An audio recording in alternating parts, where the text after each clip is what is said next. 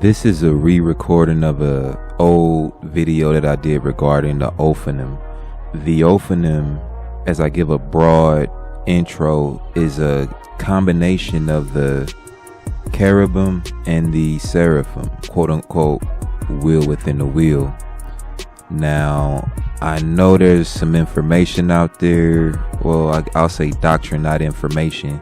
There's a doctrine out there which is predicated upon the belief that the ophanim is supposed to be spaceships, but there's no information out there which supports that doctrine. So that's what this video is going to do. It's going to provide information on the ophanim, and that'll be the cherubim and the breakdown for that, and the seraphim and the breakdown for that. Now, with that being said, let's just dive right in. We'll start with Exodus 25:4, and blue and purple and scarlet and fine linen and goat's hairs. Okay, the reason for this, well, first of all, this was used in the I say decoration of the tabernacle. As far as Israel, you know, they decorated the tabernacle using these colors. There's a reason why they actually use these colors though: blue, purple, and scarlet.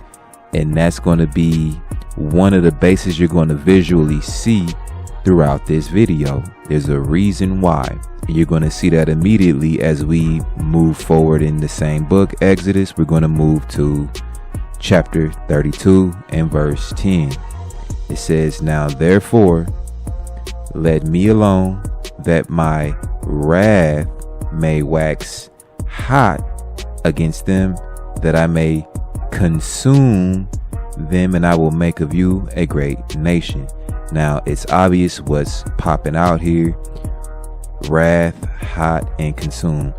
I actually showed this also in my what was that, Edom video, where these words are dealing with the Most High's anger. Okay, it has nothing to do with skin colors. Okay, so we see here that wrath, hot, and consume are the buzzwords that's going to tie into this lesson. Okay, we have another witness also in Exodus 15:3. It says, "The Lord is a man of war. The Lord, or Yahweh, is his name." Okay, so with this being said, we see that there's a man of war, and it's in reference to the Most High, warfare. Jeremiah 17:4 is our next witness here. "And you, even thyself, shall discontinue from your heritage that I gave you, and I will cause you to serve your enemies in a land which you know not." Punchline: "For you have kindled a fire in my anger, which shall burn forever." This is a nature of the Most High. It's directly expressing that the Most High gets pissed off. I don't know, this is a surprise for some people, that the Most High actually has a bad side. Okay, so as we move forward, we're going to see the other side of the Most High, starting at Sirach chapter 1 and verse 26. It says, "If you desire wisdom, keep the commandments, and the Lord shall give her," that's wisdom, "unto you." Now, we just got done seeing that the Most High was a man of war.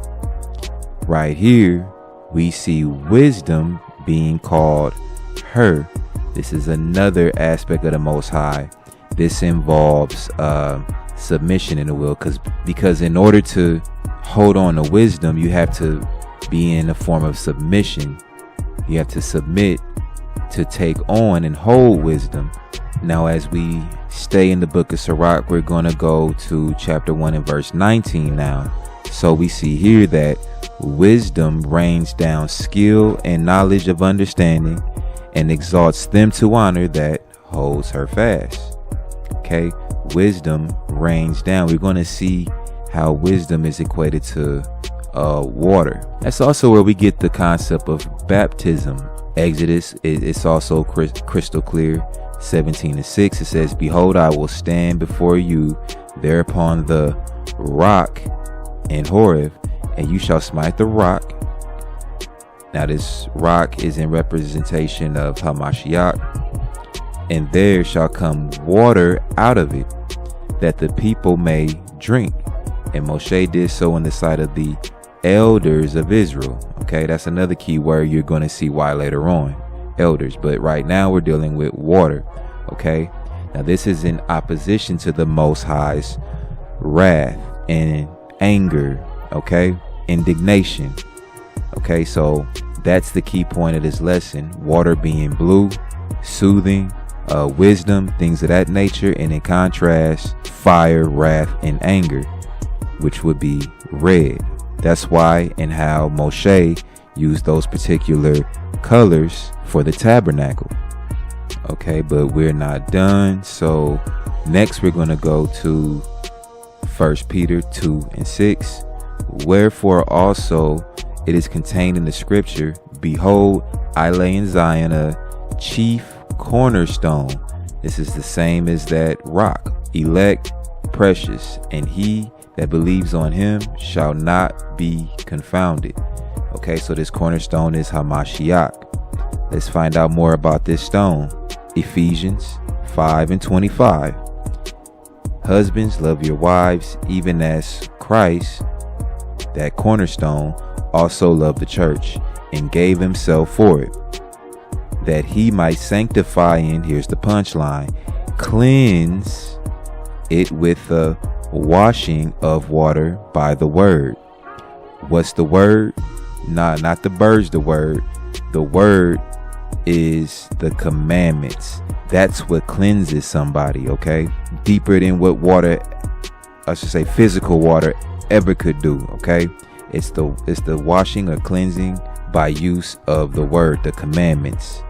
Now as we visit John chapter 7 in verse 38, it says, he that believes on me, and that's Christ, aka the cornerstone, as the scripture has said, out of his belly shall flow rivers of living water. That's that water that rained down upon all people. So let's transition into the next portion. Now I know people might have certain expectations on certain books. I don't. So the truth is the truth, no matter where you locate the truth. It's not subject to a certain individual's philosophy about certain books, because that's what we're running into. So a lot of this actually originates in the book of Enoch, and that's where we're going next. So Enoch 20, starting at verse 2, it says, Uriel, one of the holy angels who is over clamor and terror. See how the color matches the nature. Raphael, one of the holy angels who is over the spirits of men. Raguel, one of the holy angels who inflicts punishment on the world and the luminaries. Michael, one of the holy angels who is over mankind, virtue, and commands the nations. You have virtue there. See how it flows and it matches the color. Seraphiym, one of the holy angels who is over the spirit of the children of men that transgress. That's the key thing, that transgress. That's in opposition to Raphael, who is over just the spirits of men. Seraphiym is over the spirits of the children of men that transgress. It's like the yin and the yang, okay? And last we have Gabriel, one of the holy angels who is over the serpent, over paradise, and over the cherubim. Okay, so these are 6 angels right here, holy angels of the Most High. We see that 3 involve terror, inflicting punishment and transgression, and the other deals with the spirits of men, virtue, and paradise, and the cherubim. We see this also as 6 of the spirits of God. These 6 spirits summarize the 6 spirits of the Most High. Now, these same 6 spirits also encompass what the seraphim is. As we go to Isaiah 6:2, it says, above it stood the seraphim, Each one has 6 wings. We see this clear as day. So wing is synonymous with angel. It's like a definition, if you will. Kind of like dust of the ground means a lot of people. It's not talking about actual dust. Just like wings, it's not talking about actual wings. These are talking about angels. And I'm going to show you that, as I always do, as it is written, because these are not my words. Now, Revelation chapter 1, verses 12 through 13, we see that there are 7 candlesticks, and in the midst, there's one likened to the Son of Man. Also in Revelation chapter 5 and verse 6, we see that there are 7 horns and 7 eyes, which are the 7 spirits of God. See, God has 7 spirits. We've covered 6 already. There's one more that's in the midst, like unto the Son of Man. You get it? Okay? We just tapping the gas. We cooking, but we slow cooking. Okay? There's 7 spirits of the Most High. And we see the Most High Spirit. It's reflected by the Levitical priesthood. Okay, Numbers 2 and 17. It says, "In the tabernacle of the congregation shall set forward with the camp of the Levites in the midst of the camp as they encamp." So just like how the priesthood is a representation of the Most High, that's how you see him manifested in this lower realm. Well, this manifestation came from the higher realm, the heavenly realm, okay, where those angels, those 6 wings, I should say 7, preside. Now we move forward first with the cherubim, because that's actually the center nucleus of the will within the will. You got to start somewhere. You start in the middle and then you go outwards, okay, and that's what we're doing. So let's show you where this term comes from, okay? Ezekiel chapter 10 and verse 14 says, "And everyone had 4 faces." That's important. The first face was the face of a cherub. See, there's that word, a cherub. And the second face was the face of a man, and the third face of a lion, and the fourth face of an eagle. Now we see this also parallel as we go to Ezekiel chapter 1 and verse 10. It says, "As for the likeness of their faces, they 4 had the face of a man and the face of a lion on the right side, and they 4 had the face of an ox on the left side. They 4 also had the face of an eagle." So you have the faces of man, lion, ox, eagle. Now this has an origin. Again, people might discriminate on certain books.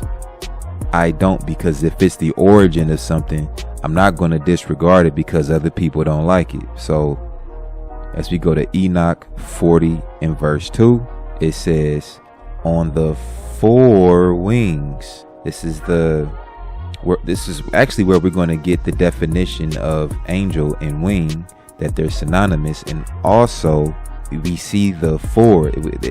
This always is in 4s, okay?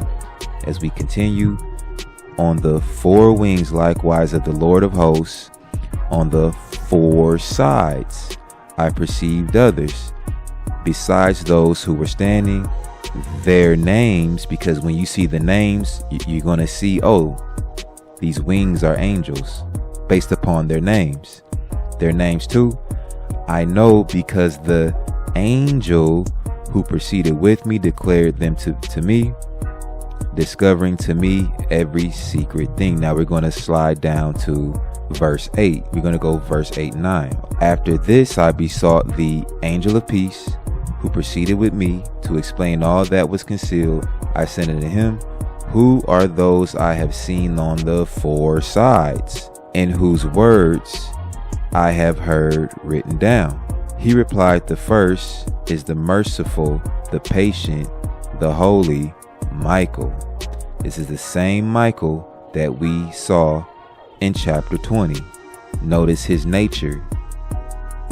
The second is he who is over every suffering and every affliction of the sons of men, the holy Raphael. It's the same one. Notice his nature. The third, who is over all that is powerful, is Gabriel. It's the same Gabriel. Notice his nature. And the fourth, who is over repentance and the hope of those who will inherit eternal life, is Penuel. That is your center candlestick. That is the only one that was not of the six. Now, when we go back to verse 2, we see that the four wings are four angels. That's how we get the definition that wing is angel. And also we see how the nature of these are all on the same side. They are all on the same side.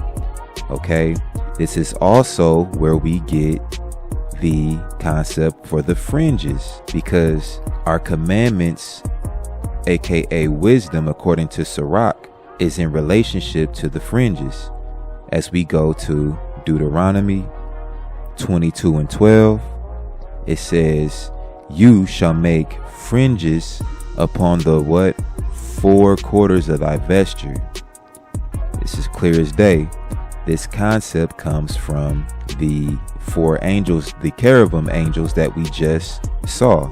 We just read about in Enoch 40. Okay, as we move forward, Numbers 15 and 39, it says, "And it shall be unto you for a fringe, that you may look upon it and remember all the commandments of the Lord and to do them." Okay, that's the nature, because it mirrors the nature of those specific angels.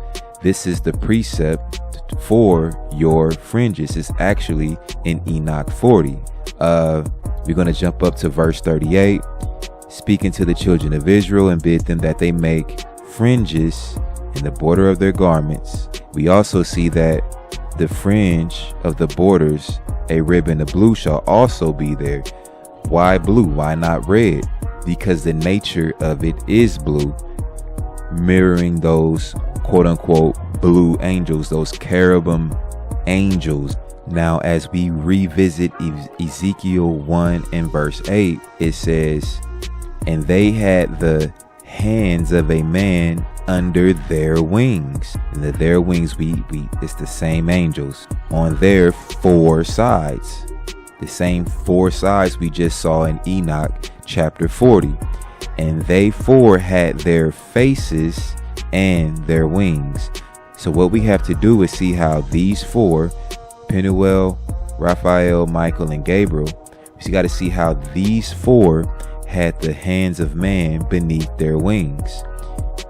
Exodus 24:1, "And he said unto Moshe, Come up unto Yahweh, you and Aaron, Nadab, and Abihu, and 70 of the elders of Israel, and worship ye afar off." Your punchline is Moshe, your Aaron, Nadab, and Abihu. This was mirrored beneath, I should say, let's say the mirror is above. This is mirrored beneath these 4 angels. So beneath Penuel, you have Moshe. Beneath Raphael, you have Aaron. Beneath Michael, you have Nadab. And beneath Gabriel, you have Abihu. It's, I don't want to say as above, so below, but it's because that can be taken a certain way. But you see that that's the mirroring of these angels. Again, the Levitical priesthood was molded from the heavenly angels above, basically. There's no other way to put it. I'm not trying to sound cliche. Moving forward, we see in Ezekiel 1 and 10, we've covered this, the likeness of their faces. Well, those faces were, you see it clear as day: man, ox, lion, eagle. No different from Revelation chapter 4 and verse 7. No different from 4 and 7 of Revelation. So it says the first beast was like a lion, and the second beast like a calf, and the third beast had the face as a man, and the fourth beast was like a flying eagle. You still have the same 4. That's verse 7 of Revelation chapter 4. So this plays into it because, again, it's the animal version, if you will. We have the heavenly version, the version as we see manifested as men. It's the same thing manifested as animals. We have Penuel, which is mirrored by Moshe, which is mirrored by a man. You have Raphael, who is mirrored by Aaron, who is mirrored by a lion. You have Michael, which is mirrored by Nadab, which is mirrored by an ox. You have Gabriel, who is mirrored by Abihu, who is then mirrored by an eagle. This is the loving and nurturing side of the menorah. Okay, this is your cherubim right here, from the top down, literally the top down, the angelic level, the level of men, and then like the level of beasts. That's your cherubim. So when we go to precepts like Genesis 3:24, we see that it says, so he drove out the man, and he placed at the east of the Garden of Eden cherubim. Now we know what the cherubim is, because the cherubim we see are those 4 holy set apart angels, and a flaming sword which turned every way to keep the way of the tree of life. So with this, we see that there's a flaming sword. This is the other side of the Most High. This is where when the two combine, you actually have the seraphim as we move forward. Now, the seraphim is righteous wrath. And what makes it righteous is the fact that the origin of it is of the holy angels above. It's not just wrath independent on its own, because that's just tyranny. You feel me? That's Genesis chapter 6. Righteous wrath is wrath that's necessary to protect the innocent, in a sense. And we're going to get to that. So, as I've already shown in Exodus 24:1, you have Moshe, Aaron, Nadab, and Abihu. But then you have the elders. Okay, there's 70 elders here, but we're going to dissect the elders now. Okay, as we go revisit and refresh ourselves with the cherubim, because you can't be the full seraphim without the foundational cherubim. We had the 4 beasts, basically man, lion, ox, eagle, just like Ezekiel chapter 1, formed after Enoch chapter 40. That's your cherubim, right? Well, these 4 beasts had each of them 6 wings, as we see in verse 8. So you have 4 beasts with 6 wings. It's manifested as the number 24, as we see in verse 10 of chapter 4. The 4 and 20 elders fell down. Okay, so that's where we are with the seraphim, is the elders. Now, what was the nature of the elders? Now we're going to get into it. Okay, we're going to see the other side of the Most High. So Ezekiel chapter 9, from the top, it says, he cried also in my ears with a loud voice, saying, cause them that have charge over the city to draw near. The people that had charge over the city are the elders, obviously, because they're in charge over the city, to draw near, even every man with his destroying weapon in his hand. So verse 2, and behold, 6 men. Okay, it's the spirit of the 6 angels, the seraphim, came from the way of the higher gate, which lies toward the north, and every man a slaughter weapon in his hand. And one man among them was clothed with linen, with a writer's inkhorn by his side, and they went in and stood beside the brazen altar. Now we jump down to verse 4. And Yahweh said unto him, go through the midst of the city, through the midst of Jerusalem. Now we're going to see the nature here. That's what these colors mean. Okay, that's why I started with the colors. And set a mark upon the foreheads of the men that sigh and that cry for all the abominations that be done in the midst thereof. These are going to be your set apart, similar to Noah being quote unquote saved by water. Now, verse 5, and to the others he said in my hearing, go ye after him through the city, and smite. Let not your eyes spare, neither have ye any pity. Don't have pity upon these people, because they brought this death upon themselves. They knew right from wrong. They chose wrong. So you have the severing. That's what it means to be holy. It means to sever by Levitical definition. Let's move forward. Now we're going to go to 2 Samuel chapter 24, starting at verse 15. It says, so the Lord sent. Okay, so what's about to happen is coming from the Lord. A pestilence upon Israel from the morning even to the time appointed, because the Most High deals with appointed times. And there died of the people from Dan even to Beersheba 70,000 men. Verse 16.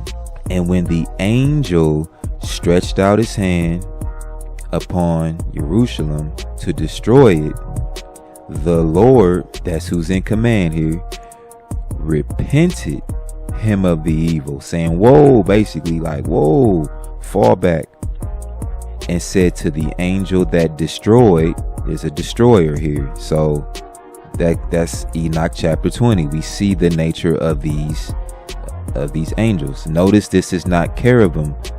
This is past that point. He said unto the angel that destroyed the people, it is enough. Stay now thy hand. Fall back. Stop killing people now. It's done. Okay. That's the nature of the seraphim, is to put in work. The elders put in work by the hand, basically taking orders from the inner nucleus, which was the cherubim. There's outward, there's inward, outward, inward. Okay, because according to the law, you're unclean when you're handling dead bodies. This way the inner core stays clean at all times. Let's keep it pushing. So what I'm doing is showing, not telling you, I'm showing you the nature of the big six, those six spirits of God. It would be nice just to deal with the four, but the way people are, you pull out those other three angels, and then that's when all hell breaks loose. So now I'm going to go to a scenario here that we're all familiar with, Genesis 18 starting at 26. I'm not going to read the whole scenario, but it's verse 26 through 32. It says, and the Lord said, if I find in Sodom 50 righteous within the city, then I will spare all the place for their sake, for the righteous sake. Okay, it starts out at 50. Now we know, those of us that know that it eventually dwindled to 10. As we go to verse 32, it says, and he said, oh, let not the Lord be angry, because he knew that the Lord gets pissed off. And I will speak yet but this once, peradventure 10 shall be found there. And he said, I will not destroy it for 10's sake. So as the plot thickens and as time moves forward, we know what ends up happening. Genesis 19 and 24. It says, then the Lord rained upon Sodom and upon Gomorrah brimstone and fire from the Lord out of heaven. So if there wasn't 50, if there wasn't 10, there wasn't not one, because the Most High ended up using those angels, those red color angels, if you will, of destruction, to destroy the whole damn city. You see what I'm saying? This is righteous wrath because of what the people brought this out of the Most High. Again, they brought this upon themselves. They chose to deal with Uriel and Raguel and Sarakiel. This is the choice that people make because they want to follow after their own hearts. We have more. We have Psalm 78 and 49. It says, he, which is the Most High, cast upon them the fierceness of his anger, wrath, and indignation and trouble by sending evil angels among them. Okay, the Most High sends these things. It's not Satan. A lot of people give Satan credit for things he is not even doing. When you look at the nature of Satan, Satan's nature is deception, not wrath and indignation and fierceness and trouble. Yes, Satan is wicked, but all he's doing is deception. That's it. He's a serpent, which is not exclusive to one specific magical nation of people. Those of you who know who I'm talking about. And really, these 4 angels set the tone for the kingdom after that, the end of the 3-day prophecy. When the quote-unquote kingdom comes, there's not going to be any more need for Uriel, Raguel, and Seraphiym. Because this is the end game. There's no need for them anymore. It says that in Revelation, throwing death and hell into the bottomless. Okay, but you're going to deal with the spirit of the 4. Now the other worldly kingdoms that I did a lesson on already, you have Babylon, you have Persians, and Greeks and Romans. Those are Satan's kingdoms because they dealt wickedly. Okay, Daniel, there's 2 prophets that their names end in L. You have Daniel and Ezekiel. Daniel he prophesied on Satan's kingdoms that I just listed, whereas in contrast, Ezekiel prophesied on the kingdom, the heavenly kingdom founded upon the commandments. They're night and day, they're blue and red. As we continue, we go to Ecclesiastes 3 and starting at verse 2. It says, if you and watch the nature of this: a time to be born and a time to die, a time to plant and a time to pluck up that which is planted, a time to kill and a time to heal, a time to break down and a time to build up, a time to weep and a time to laugh, and then finally we have a time to mourn and a time to dance. Okay, these 2 natures, one being blue, born, plant, heal, and then those being red, to die, pluck up, and to kill. Now, I say all of that to show this is going to be a lot of recap, as this now basically consummates or comes together to form the ophanim. We're going to start again with the cherubim, which is on the heavenly level. You have Penuel, Raphael, Michael, and Gabriel. And then the man's hands beneath their wings, you have Moshe, Aaron, Nadab, and Abihu. And on the lowest, or I'll say animal level, you have man, ox, lion, and eagle. That's your cherubim. That's your center nucleus, which then gives orders to your other vibrations, if you will. Okay, this is the midst of the camp. This is your priesthood, your Levitical priesthood in the midst of the camp.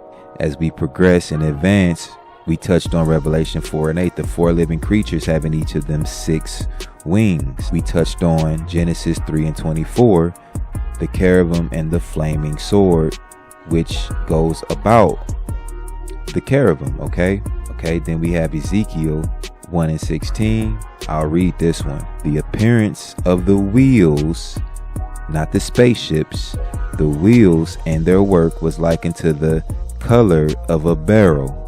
That's key, because this color is important, because it severs one aspect from the other, blue and red. And they 4 had one likeness, and their appearance and their work was as it were of an ophan, of course, in the middle of an ophan. That's together is your seraphim. Let's see. So on the man level, if you will, Moshe, Aaron, Nadab, and Abihu. Well, round about them were the elders of the children of Israel. This is a will within a will. Just like on the spiritual level, you have Penuel at the top, just like Moshe. Then you have Raphael, Michael, and Gabriel. Well, round about them, you have those evil angels that we read about, Serachiel, Raguel, and Uriel. Moshe formed the camp, if you will, the congregation, after the heavenly formation that was above. It's a mirror. It's a mirror. So when we see this, the core nucleus, if you will, being the priesthood, then the elders, and then the nation of Israel, that's your will within the will. That's the kingdom. It looks like this. It has nothing to do with some silly ass spaceships. You will never see spaceships or anything like that in the book. That's silliness. That's, I don't know, so I'm going to guess it sounds good. Everybody else is saying it, but it's through thy precepts that we get understanding. Okay, that's all. Until next time, as it is written, and I'm out.